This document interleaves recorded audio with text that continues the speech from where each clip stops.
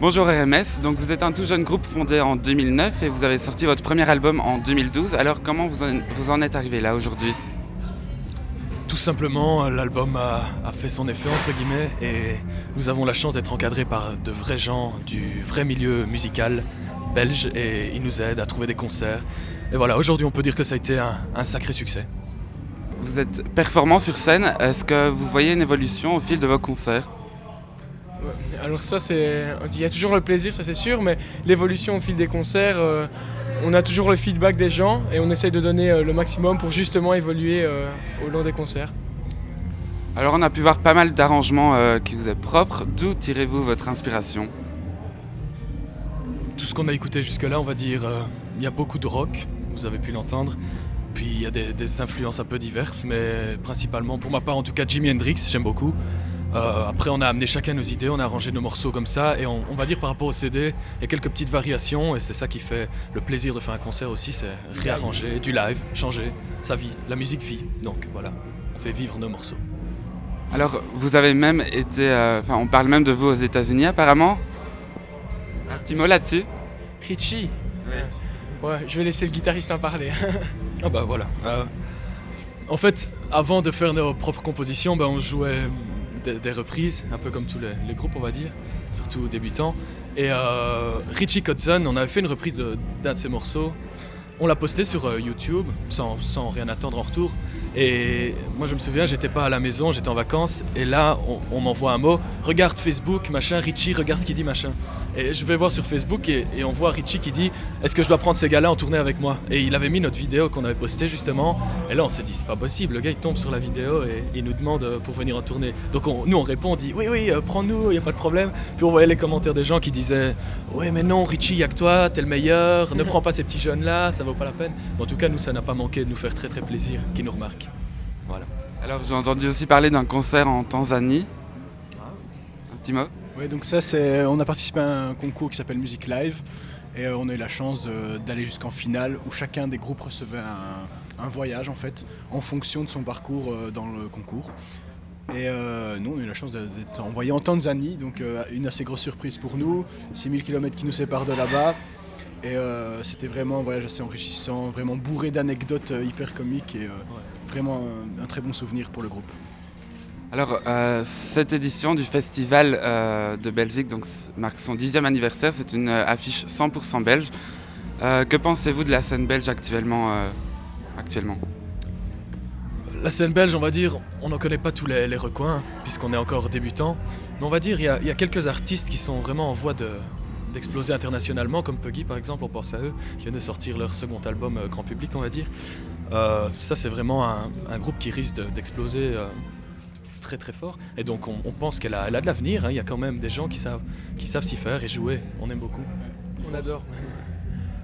On pense aussi notamment au groupe Triggerfinger qu'on apprécie fortement, qui ont appris qu'ils allaient faire par exemple la première partie des Rolling Stones à Hyde Park en Angleterre. Donc c'est vraiment fou, un groupe belge peut arriver loin, c'est pas une question. Voilà, c'est pas parce qu'on est belge qu'on ne peut pas y arriver. Ouais. Voilà. Et donc c'est vraiment sympa. Un groupe qui nous plaît fortement. D'ailleurs, ça marche très bien pour vous puisque vous allez participer aux Francopholies cet été. Ouais. En effet, le 19 juillet, on retrouvera tout le monde là-bas pour envoyer la patate et prendre un très très grand plaisir à mon avis parce que le 19 juillet, il y a du soleil et des nanas et de la scène et il y a tout, je pense. Donc ça va péter. Qu'est-ce que ce festival représente pour vous? Est-ce que c'est un accomplissement? Bien sûr, c'est un accomplissement. Quand on passe par un endroit par lequel on rêvait de passer et qu'on n'avait jamais eu le moyen de le faire, quand on y arrive, là on se dit, voilà, il y a de l'évolution, c'est bien, on avance. Et donc nous, c'est ça qui fait plaisir, c'est le progrès, l'évolution.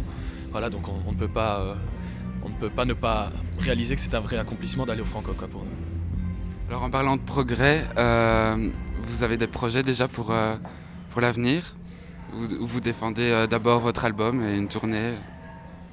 On va dire, on est un groupe qui bouge, hein. On est entre nous trois, on se voit, on joue ensemble, on aime beaucoup jammer, improviser, hein, faut le dire. Et donc bien sûr, on a des projets, donc on joue, on découvre des choses, on a envie de recomposer des nouveaux morceaux, on n'a pas envie de stagner sur un premier album qui a été fait. Nous, on est comme ça, on aime bien jouer, évoluer, donc voilà, sûrement de nouvelles chansons vont voir le jour. On ne sait pas trop encore quand, ni quoi qu'est-ce, mais bon, voilà, on essaie aussi de faire des reprises qu'on reprend à notre manière, et on verra ça très bientôt. C'est sûr aussi qu'on compte tourner un peu avec l'album ici, en tout cas pendant une année. Ici, on a une bonne quinzaine de dates, donc ça, c'est sûr qu'on va essayer de le montrer un maximum.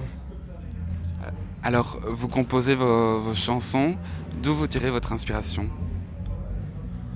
L'inspiration pour composer une chanson, on va dire, bon, outre les influences que nous avons, on va dire, ça peut venir de un peu n'importe quoi.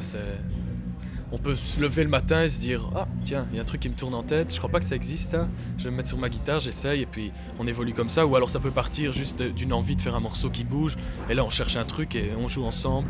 Et c'est vrai que quand on réunit les trois esprits, c'est là qu'on peut faire évoluer le morceau, apporter de nouvelles idées, et tout ça. Donc voilà, ça peut être un peu, nous trois on compose ensemble, il n'y a pas une tête qui fait, donc voilà.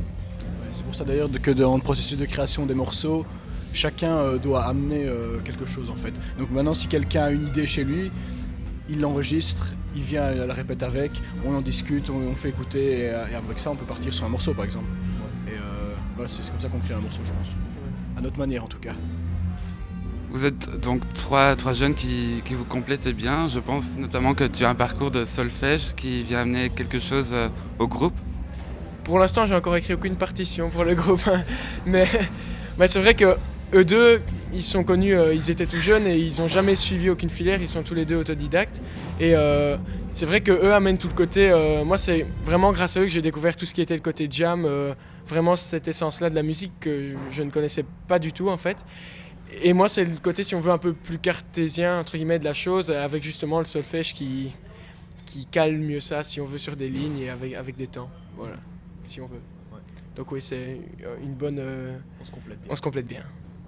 Moi, je vous souhaite une très bonne continuation pour la suite et voilà, un grand succès. Merci beaucoup.